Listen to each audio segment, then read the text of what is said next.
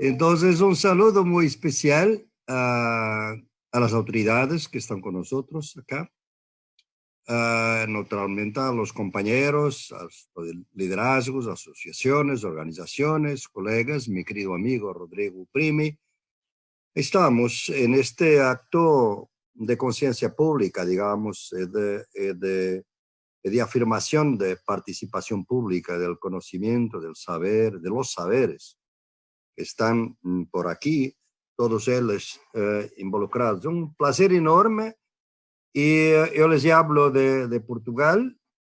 Aquí es tarde, son las 3 de la tarde y estoy en confinamiento, estoy en mi cuarentena. Estoy en mi pueblo, ustedes no pueden ver, pues es un pueblo pequeño de unas 15 familias. Y esto dice algo.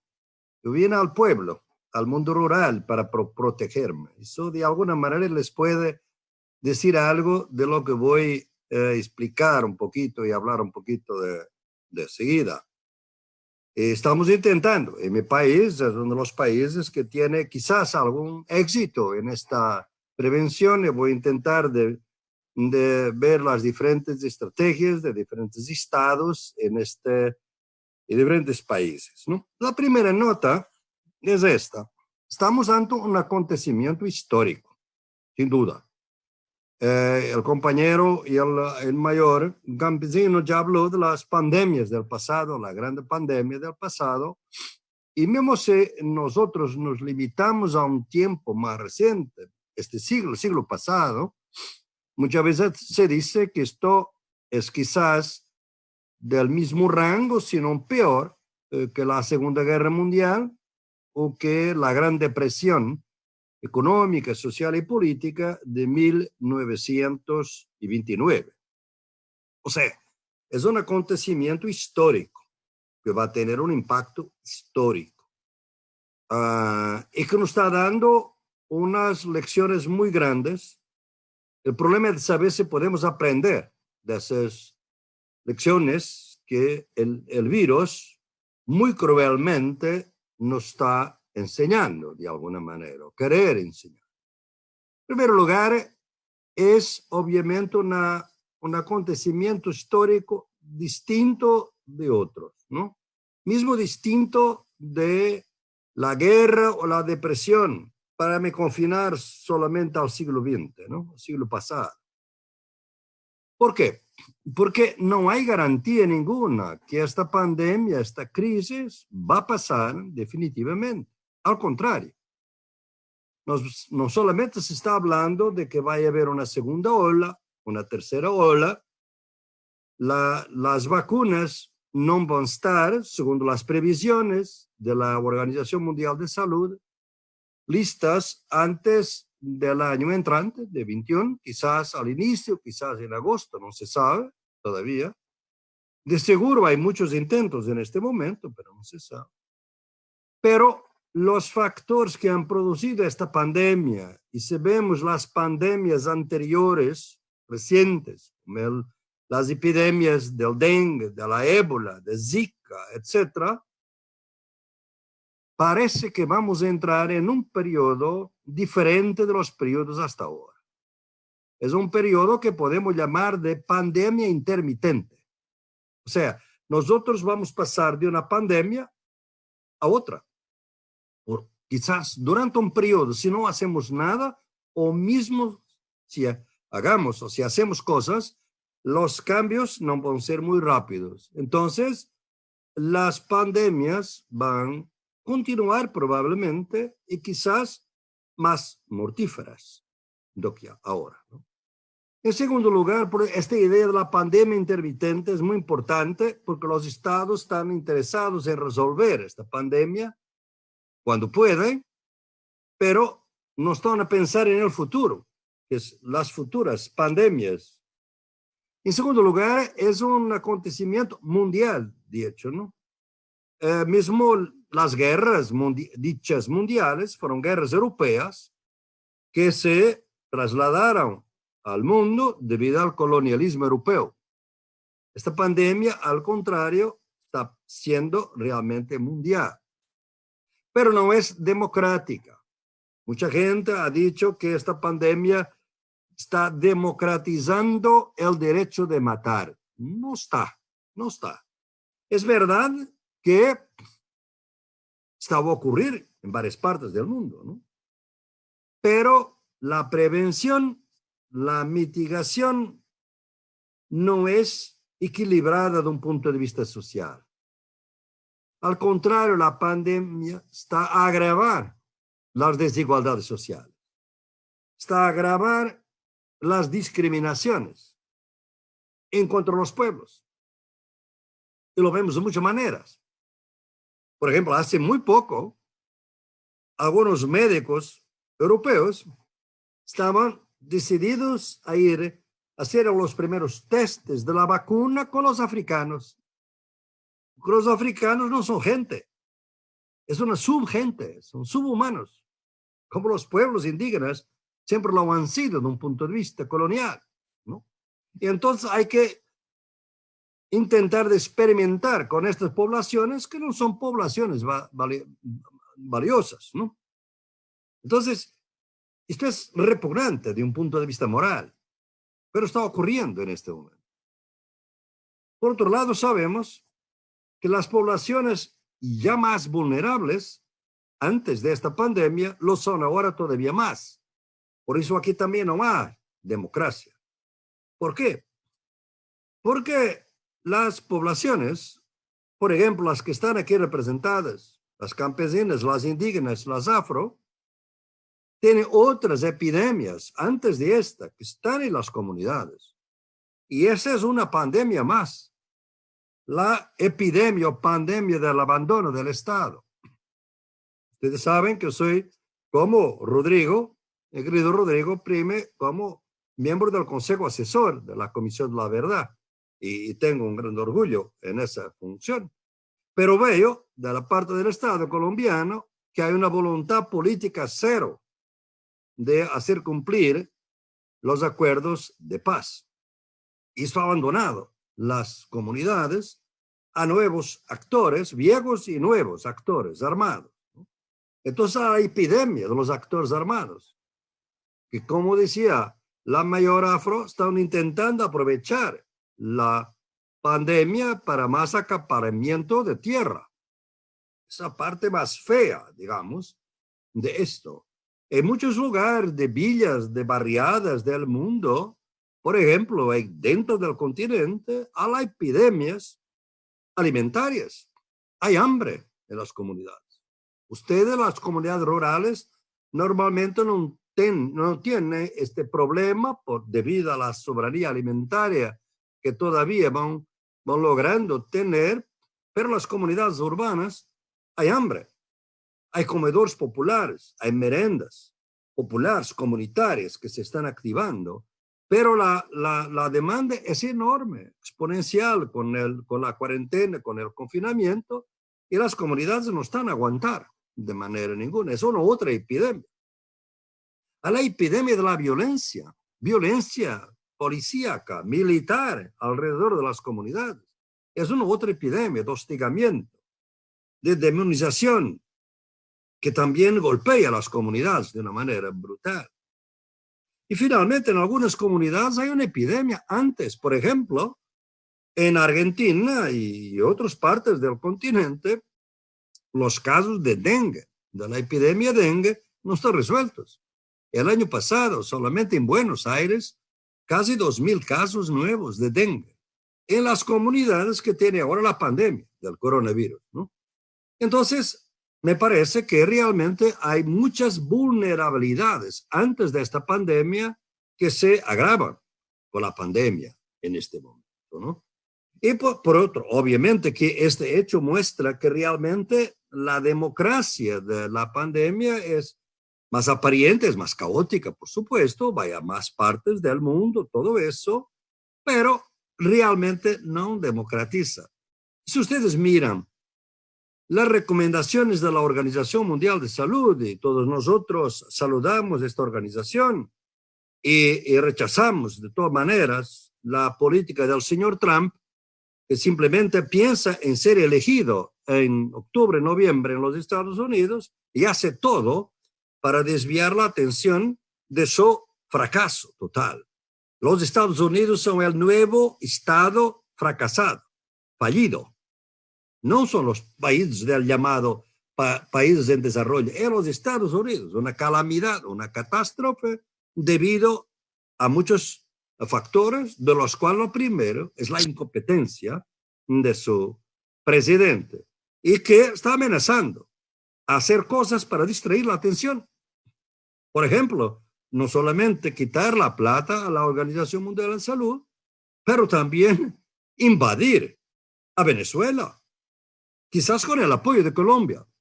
Ustedes tienen que tener eso muy claro. Las tropas están en el Caribe. En desespero, si no logra popularidad después de esto, porque es de los únicos presidentes que está bajando la popularidad debido a la manera como está a resolver la pandemia, que quiere aumentar su popularidad de todas maneras. Fíjense ustedes que los cheques que están dando a la población para subsistir, porque hay 20 millones de desempleados en los Estados Unidos, el señor Trump quiere que va su nombre en los billetes, ¿no? Es un nombre propio. ¿Para qué? Para hacer propaganda política. Entonces, esta crítica de la Organización Mundial de Salud es obviamente muy oportunista y debe ser obviamente rechazado por todos nosotros. Pero las recomendaciones de la organización presupone una clase media urbana que no existe en el mundo. Es una chiquitita parte del mundo. Aislamiento social, por ejemplo. ¿Cuándo puedes tener aislamiento social en una favela, en una barriada, por ejemplo, donde una familia de 5 personas vive en el mismo espacio de 4 o 5 metros cuadrados, ¿no? Y por otro lado, las comunidades rurales tienen otra manera de vivir porque pues, se pueden proteger de otras maneras. Yo propio aquí puedo salir porque casi no encuentro a nadie. Es un pequeño pueblo y hay que respirar aire puro, todo eso, ¿no? Pero si habla de lavar las manos 7 u 8 veces al día con sabón. Pero en muchas comunidades del mundo no hay agua potable. No hay agua potable. Calculamos que 30% de la población mundial carece de agua potable. Entonces la agua que hay es preciosa para beber y para cocinar. ¿Cómo podemos estar usando para lavar las manos? Y no hay sabón.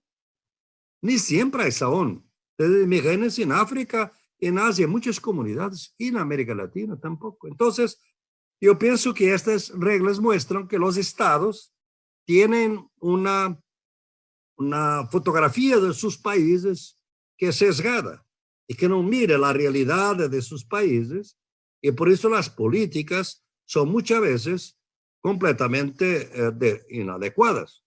Por ejemplo, lo que está pasando en las prisiones de Colombia es una catástrofe. Y toda esta huelga que pasó reciente, hay que saludar los presos y por los que están haciendo para llamar la atención del mundo de su situación. Entonces, estas consideraciones iniciales es para ver qué tipo de crisis es esta y qué tipo de lecciones. Yo pienso que están a emergir 3 tipos de análisis, 3 ideas sobre lo que es la crisis. Y después vamos a las lecciones de esto, ¿no? Las lecciones de esta pandemia, ¿no? Una idea para algunos, sobre todo muy conectados con el capital financiero, es que esta crisis no es gran cosa. Es una crisis como hubo otras que se va a resolver rápidamente. Además, como es una guerra, y esta metáfora de guerra no es inocente, es una guerra, entonces para el capitalismo, guerra es ganancia. Es una ocasión de ganar plata. Ustedes saben que Amazon.com nunca ha sido tan rica. El señor Jeff Bezos, que es el dueño de Amazon, nunca ha ganado tanta plata. En una semana, billones de dólares. Porque la gente está cerrada y está comprando online. Entonces, hay fracciones del capital que está ganando mucha plata. Ya están especulando con la deuda de los países más débiles, en plena crisis. los bancos están distribuyendo dividendos, ganancias a los accionistas al mismo tiempo que piden ayuda a los estados, como siempre. Entonces, me parece que realmente esta idea de que es una crisis y qué va a pasar. Yo pienso que las grandes instituciones financieras como el Goldman Sachs deben pensar que lo que es necesario es mantener este gobierno mundial financiero en la misma medida. Y por eso hablar de perdón de deudas, hablar de reestructuración de deudas, para ellos es anátema. No se habla de eso, ¿no? Los países tienen que pagar sus deudas. Pero ahora los países son países como Italia. Italia al final de esta pandemia va a tener 165% de su PIB en deuda. Es absolutamente impagable. Es imposible mismo pagar los intereses de la deuda, no la deuda, pero los intereses de la deuda es imposible para Italia. Y la Unión Europea está muy contaminada por el neoliberalismo. No parece que va a hacer nada de eso. No se logró hasta ahora lo que llamamos los Corona Bonds, que sería una mutualización de la deuda europea para ayudar a los países más golpeados, sobre todo Italia y España, por esta pandemia. No, hasta ahora no, porque la lógica es la lógica financiera. Fíjese usted que la presidenta del Banco Central Europeo es la señora Christine Lagarde, que era antes la presidenta del Fondo Monetario Internacional. Entonces es una lógica financiera. Entonces para estos van a recuperar sus ganancias, etc. La cosa no está muy buena para ellos, porque al contrario de lo que pasó en 2008, y esto puede ser un momento de esperanza para muchos de nosotros, es que realmente en 2008, cuando fue la crisis económica, lo primero que se hizo fue salvar los bancos, ¿no? Ahora los gobiernos, con diferencias de país a país, están más interesados en salvar las familias, con muchas ambigüedades, y voy a hablar de algunas, pero hay una idea de que es necesario de proteger la renta de la gente, los empleos, las vidas de las familias, las vidas en peligro, y no tanto salvar al banco. El presidente portugués, por ejemplo, ha dicho, en 2008, nosotros salvamos los bancos. Ahora los bancos tienen que salvar las familias y las pequeñas empresas de este país. No estoy seguro si lo van a hacer, pero esta es la primera lectura. Todo va a llegar a volver a una normalidad. Y por eso no nos preocupa. No me parece que sea una lectura muy razonable. La segunda lectura es que es una crisis grave y que las cosas van a tener que cambiar. Y las lecciones principales que hemos recibido, las lecciones son realmente en ese sentido, que es una crisis grave. Y que por eso no vamos a seguir con los mismos modelos. Por ejemplo, para mencionar dos, el modelo neoliberal de la economía, de la privatización de todo, de la salud, de la educación, de la seguridad social. No, los países que más privatizaron la salud son los que están más incompetentes, más incapaces de resolver la pandemia. Esto mismo es que sí son ricos, ¿no?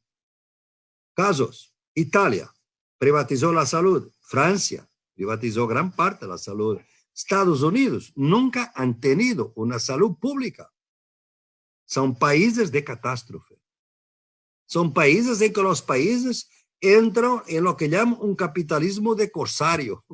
Como ustedes saben, las mascarillas han sido robadas en aeropuertos, desviadas, digamos, de un país a otro, porque su país quiere las mascarillas, los ventiladores para su pueblo, no quiere enviarlas para otros que ya la pagaron. Hay varios incidentes de este que muestran que este nacionalismo estúpido es el desespero de estados que no estaban preparados, lo mínimo, para enfrentar esta pandemia. Y por eso han sido muchos de ellos oportunistas, diciendo, no, las mascarillas no son necesarias para la población. ¿Por qué? Porque no tenían mascarillas, porque no podían. La gente se quería mascarilla, no había. Y sigue no habiendo, parte del tiempo. Entonces, el neoliberalismo está en crisis. Ya vamos a trabajar un poquito más eso. La otra cosa es el Estado. Entonces, el neoliberalismo decía que el principio para resolver todos los problemas de la vida era el mercado. Por eso era necesario privatizar, porque el Estado es incompetente, el Estado es corrupto, el Estado es ineficiente, los mercados no. Los mercados son realmente eficientes y por eso hay que privatizar. En Colombia esta ideología es fuertísima, ha sido siempre. Y es por eso que los acuerdos de paz no siguen adelante, ¿no? Entonces, ¿y ahora? ¿Dónde están los mercados? Surge una pandemia y hay un silencio total de los mercados. Se aprovechan cuando pueden de la crisis, como he mencionado, pero son silenciosos. Ahora todos quieren el Estado. Entonces, ¿el Estado es bueno o es malo? El Estado es lo único que la gente puede buscar una protección. ¿Pero qué Estado es este? Es un Estado debilitado por 30, 40 años de violencia, 30, 40 años de neoliberalismo, de privatización, de recortes en la salud. Por ejemplo, miren cómo de recortes y de hostilidad a los migrantes, por ejemplo, en Europa. Miren cómo Boris Johnson, que era uno de los que más decía que esto era una gripe, que era una cosa sin gran violencia, sin gran gravedad, acabó internado en un hospital público. Cuando él ha recortado el presupuesto de la salud pública en Inglaterra de millones y millones de libras. Entonces, esto es realmente, además, la vida de él, como él ha reconocido, fue salvada por dos enfermeros, un portugués y una nueva zelandesa. Ahora, este señor estaba en Inglaterra porque son inmigrantes, hasta ahora podido entrar. Con el Brexit ya no pueden. Y además, Johnson ha dicho siempre que no quiere inmigrantes porque los inmigrantes destruyen Inglaterra. Les salvaron la vida.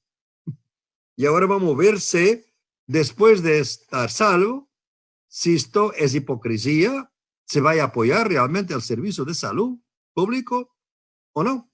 Entonces, los estados están debilitados, pero se nota que realmente es necesario que cosas esenciales sean producidas por el Estado, bienes comunes, que no pueden de manera ninguna ser privatizados. La salud. Todos nosotros vamos a tener que mostrar después de la pandemia en políticas públicas que la salud, una salud no simplemente biomédica, sino intercultural, vamos a llegar a eso, pero debe ser realmente cada vez más promovida como un bien público, obviamente. La soberanía alimentaria. Sudáfrica cierra sus fronteras. Mozambique, que es un país cerca de Sudáfrica, con frontera con Sudáfrica, depende para su alimentación de Sudáfrica. ¿Cómo va a alimentarse si la frontera está cerrada? O sea, la idea de la soberanía alimentaria, más seguridad alimentaria, porque la seguridad alimentaria, según la Monsanto, puede ser resuelta por los transgénicos. Yo soy en contra de los transgénicos. Entonces, soberanía alimentaria, como la vía campesina lo ha defendido desde hace mucho tiempo, ¿no? Es fundamental. Pero hay otras cosas que son fundamentales. ¿Cómo se imagina que un país que puede literalmente destruir el mundo, si quiere, los Estados Unidos, con su potencia militar, que amenaza a todos los países con sanciones, que amenaza ahora en este periodo con embargos que se están reforzando en contra Cuba para que no reciban medicamentos, ¿no? Este país que puede distribuir al mundo no produce mascarillas, no produce respiradores, no produce guantes, no produce lo esencial para una emergencia. Trump tuvo que recurrir a una ley de la guerra de Corea para forzar la General Motors a producir respiradores. Entonces es una contradicción total. ¿Cómo es un Estado tan fuerte y finalmente tan débil? Entonces, esto es lo que me parece que deberemos ver sobre algunas, y ahora paso un poquito más a las lecciones y vamos a ver qué cambios debe estar. Pero antes de eso, quiero hablarles de Y esta crisis, esta segunda lectura, que la crisis de grave es la que está intentando de decir, mira, vamos a tener que cambiar las cosas. Para mantenerse la sociedad capitalista, el capitalismo hay que mantener. ¿Cómo? Vamos, por ejemplo, favorecer, incrementar la inversión pública, por ejemplo, en salud. Vamos, obviamente, a luchar porque algunos bienes de la parte médica de emergencia esencial sean producidos en el país. Se llama eso relocalizar. Hasta ahora fue globalizar la economía y ahora relocalizar. Vamos quizás transformar los impuestos para que los ricos paguen un poco más. Entonces hay cambios. Aquí ya hay cambios. Se nota que van a buscarse cambios para que la sociedad siga el modelo de desarrollo, siga lo mismo, no haya cambios ni nada. Después hay una tercera lectura, que es la lectura que nosotros debemos tener más atención. Es que la idea de que esta pandemia es una crisis civilizatoria. O sea, significa que esta civilización que nos ha traído desde el siglo XVI con el colonialismo está terminando. Y él utilizó mucho el virus para se expandir. Y con mucho respeto. Estuve aquí en la presencia de los mayores indígenas que fueron víctimas de guerra biológica a lo largo del siglo XVII, XVIII y más. La varíola fue utilizada por los colonos norteamericanos para destruir los pueblos indígenas. Fueron utilizadas por los españoles en varias partes del continente, sobre todo en México, para exterminar las poblaciones. Y los portugueses también utilizaron para exterminar a algunos pueblos indígenas más fuertes en la confrontación. Fue la guerra biológica. De alguna manera la Pachamama, al defenderse con el virus, está volviendo los virus a quien ha utilizado mal, por veces el virus, para liquidar otros. Y por eso, esta tercera lectura es una lectura que esta es una crisis civilizatoria. Que no vamos a poder resolver el problema de ninguna manera siguiendo el mismo modelo. ¿Por qué? Porque se sabe que las pandemias, estos virus, que están existiendo siempre, como el mayor campesino nos ha mostrado, que han sido, estas son las lecturas civilizatorias, cambiaron las civilizaciones, obviamente, y esto lo puede cambiar también, son realmente parte de cambios estructurales muy profundos, porque son producidos por varias razones y que son distintas de época para época. Los animales que eran los vectores eran distintos. Por ejemplo, la mal llamada gripe de España, porque no era española, pero se llamó así, se españoló de España porque España podía hablar, porque era neutra en la guerra mundial, la Primera Guerra Mundial, los otros países no hablaban de la peste, entonces solamente en España se hablaba y se llamó de la gripe española. Pero realmente eran las pulgas, ¿no? Los pequeños, en las camas, etcétera, que existían, ¿no? Ahora se nota que es sobre todo una intervención brutal que los humanos están introduciendo en la Pachamama, en la tierra, en la madre tierra, que está buscando estas mutaciones cada vez más letales, cada vez más imprevisibles de virus. ¿Por qué? Porque todos los equilibrios ecológicos de los ciclos vitales, de los bosques, de los ríos, de los territorios, están siendo destruidos. Y el cambio climático los destruye, obviamente, también. Y hay una mezcla tóxica que está produciendo más y más pandemias. Por eso decía que caminamos para un mundo, si no hay cambios, de pandemia intermitente. Entonces, esta lectura nos dice que lo que está en juego es la civilización moderna, capitalista, colonialista, patriarcal en que vivimos en este momento. Y que hay que empezar a cambiar esta civilización. De una manera gradual, probablemente, pero hay que cambiarla. Por ejemplo, el modelo de desarrollo, los megaproyectos, la agricultura industrial, la mineración a cielo abierto, la exploración de petróleo. Todo esto se debe considerar como actividades en extinción que deben terminar. Porque realmente si no dejamos el petróleo bajo tierra, el aumento de la temperatura va a ser brutal dentro de 10 años y irreversible, según las Naciones Unidas. Entonces, aquí esta crisis es una crisis civilizatoria.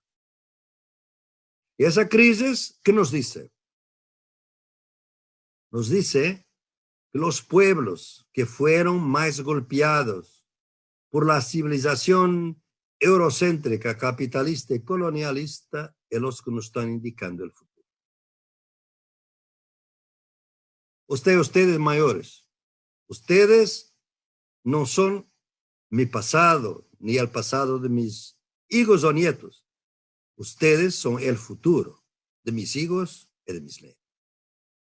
Pues nos han enseñado, yo he aprendido mucho con ustedes desde los 90 y antes mismo, pero sobre todo dentro de los 90, con los pueblos indígenas de Colombia, de Ecuador, de Brasil, etcétera, de Bolivia, y también con los pueblos campesinos del MST en Brasil, por ejemplo, y con los pueblos afro, quilombola, como decimos en la parte de colonialismo portugués, como la idea de Pachamama, la idea de tierra, la concepción de naturaleza es la que permite un equilibrio, los planes de vida que el mayor Jaime hablaba, que son fundamentales para el CRI, que también para UNI, que para todas las comunidades indígenas, de un número de diferentes maneras, para ese buen vivir, que es un buen convivir,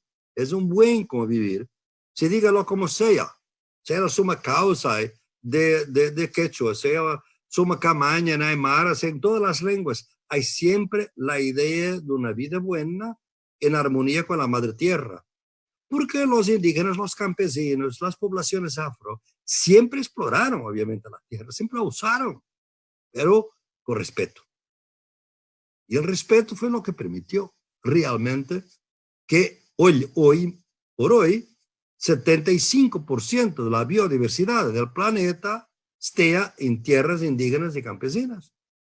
O sea, los guardianes de la biodiversidad están ahí. Entonces, si hay un problema de una crisis civilizatoria, el futuro está ahí. Hay que, todo lo que ha resistido por veces, parece una ruina, digamos, porque ha resistido con tanta violencia, contra tanta violencia colonialista, capitalista, etcétera. Ahora con todo el narcotráfico, los actores armados, acaparamiento de tierra, muertes de líderes, los mejores líderes que van siendo muertos de alguna manera, son más de 200 después del proceso de paz, que es una tragedia. Obviamente, nosotros vemos que es un saber que está ahí, un saber nuevo, distinto, que parece ancestral, parece una ruina, parece una semilla. Yo mismo he desarrollado el concepto de ruina semilla. Lo que es una ruina es una semilla también. Entonces, esto son los contextos en que estamos. Entonces, unas palabras a terminar, una última parte de qué podemos ahora hacer de estas lecciones. Lo primero, obviamente, es que hay que hacer una lucha distinta después de esto. Y esa lucha es una lucha que vamos a tener ahora que estamos hablando con la perspectiva de la ruralidad y del campo colombiano y del continente y del mundo. Hay que tener realmente una autoestima grande, porque son los pueblos, como decía el mayor antes, que han anunciado esto. Y ese anuncio coincide además con cientistas del norte que han dicho lo mismo también, que se prevé cada vez más pandemias. Trump, por ejemplo, fue avisado que va a haber una pandemia. El anterior presidente también, o sea, fueron avisados de un punto de vista de ciencia y de un punto de vista del conocimiento ancestral. Y en este caso hubo lo que llamo una ecología de saberes, entre un conocimiento científico y un conocimiento ancestral. que han anunciado que estas pandemias van a ser cada vez más grandes. Pero el conocimiento científico no tiene solución. El conocimiento ancestral tiene una solución. Eso es su superioridad en este momento. Porque nos dice que realmente, al contrario del conocimiento científico, que es separado de la práctica, el conocimiento ancestral está incorporado en las prácticas de las comunidades. Por eso, si queremos dar razón al conocimiento ancestral, entonces hay que dar razón a su vida comunitaria, hay que respetar las comunidades, hay que obviamente respetar los acuerdos de paz que a mi juicio permitían una paz democrática en el país, mas que se está derrespatando por todos los dominios en este momento en Colombia, que es un desperdicio histórico brutal. Y por eso me parece que aquí el conocimiento ancestral va a tener una otra autoestima, porque es realmente el depositario de la esperanza. Mucha gente va a hablar de otro cambio de modelo de desarrollo, alternativas al desarrollo, como llamamos. ¿Dónde viene esto? Viene exactamente de todo el conocimiento ancestral que nos han enseñando realmente que el tiempo es cíclico y que no hay tiempo infinito. El tiempo lineal es una trampa. Porque es un tiempo lineal para ciertos grupos que tienen progreso con eso, pero este progreso es un progreso que se logra destruyendo vidas. Y por eso me parece que este es el primer elemento. El segundo elemento es la cuestión de la disyuntiva o binomio economía-vida. Muchos gobiernos siempre han dicho reciente que realmente hay que, unos van más por la vida, otros van más por la economía. Normalmente esto tiene connotaciones políticas. O sea, los gobiernos un poco más a la izquierda están mejor en la defensa de la vida. Es la gran prioridad de la defensa de la vida. No quieren cambios civilizatorios, quizás, pero lo énfasis es la defensa de la vida y los rendimientos, la renta de las personas, los trabajadores, ¿no?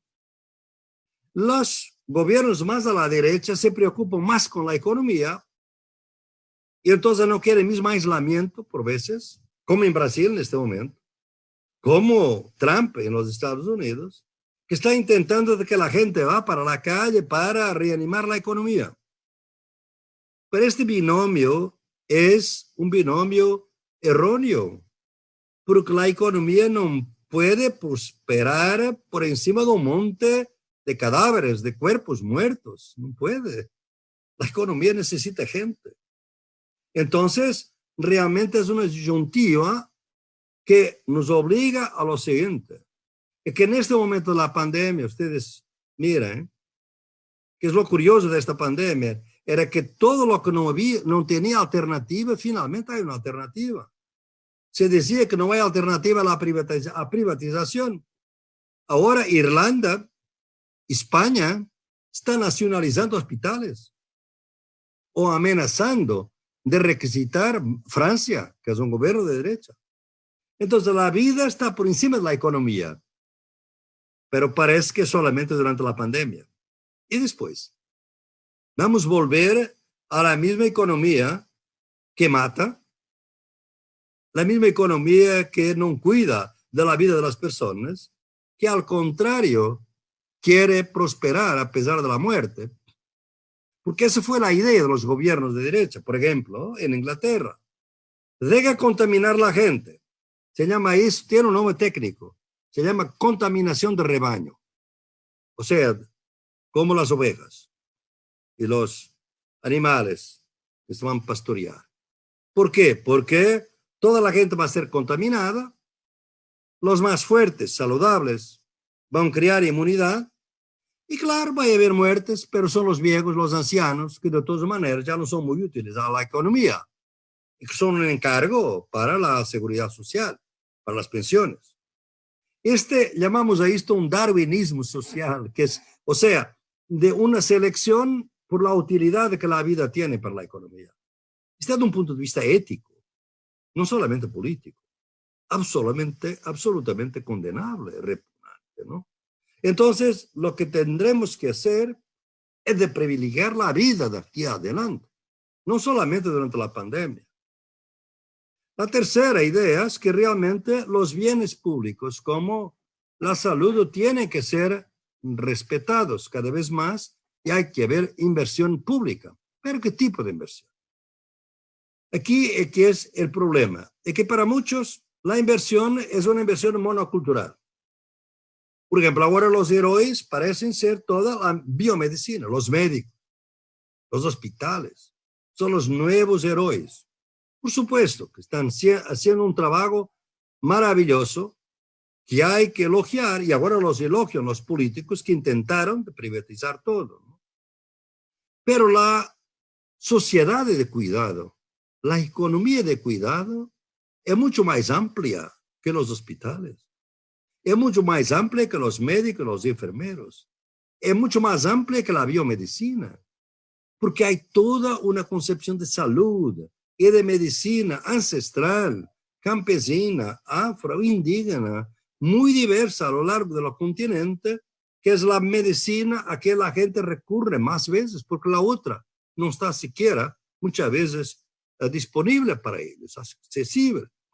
Entonces, parece que si realmente vamos a enfrentar esta crisis para que las próximas pandemias no ocurran y que haya un modelo de desarrollo distinto, entonces hay que de una vez por todas respetar la interculturalidad, la plurinacionalidad, la diversidad, porque son las comunidades que se pueden proteger más, son ellas que saben cómo protegerse.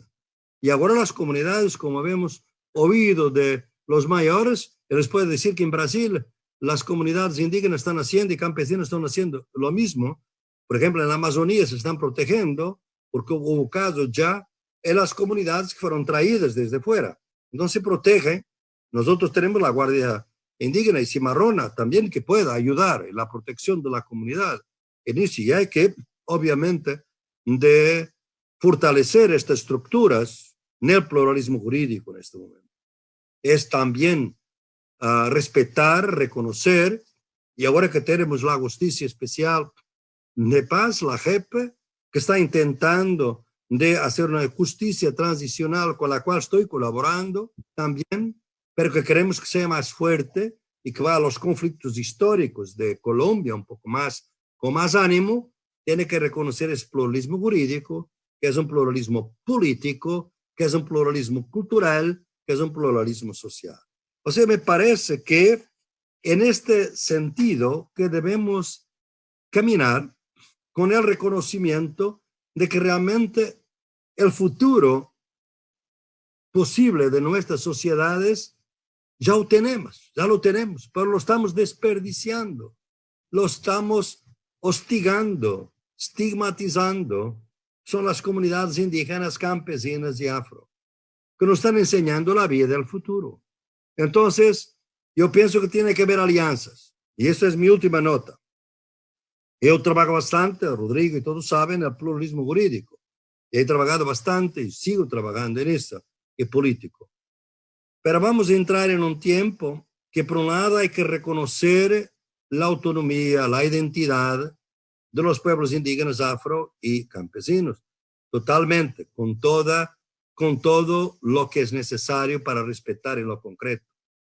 Pero no vamos a crear guetos identitarios, o sea, que yo soy indígena, soy afro, soy campesino, estamos divididos y a ver, mismo divisiones dentro de las comunidades indígenas. Hay que seguir una política de alianzas de ahora. Alianzas con los urbanos, alianzas con la gente que quiere una otra matriz política, porque tenemos que buscar alianzas.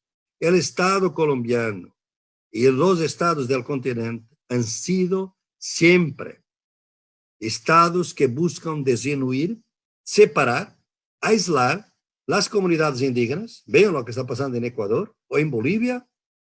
Aislarlas, dividirlas, para que no se puedan unir y que no puedan crear alianzas. Yo pienso que en este momento deberemos partir de una idea. Hay que respetar lo que es indígena, campesino y afro, porque es bueno para afro, campesino e indígena, pero es bueno para toda la sociedad. es porque es bueno para todos, porque ahí está la defensa de la madre tierra, la salud del planeta, las defensas posibles en contra de las pandemias. Es un poco de esto que les gustaría de comunicar y después, claro, hay miles de temas, estoy escribiendo un librito sobre esta pandemia que a ustedes me gusta mucho que puedan leer más tarde.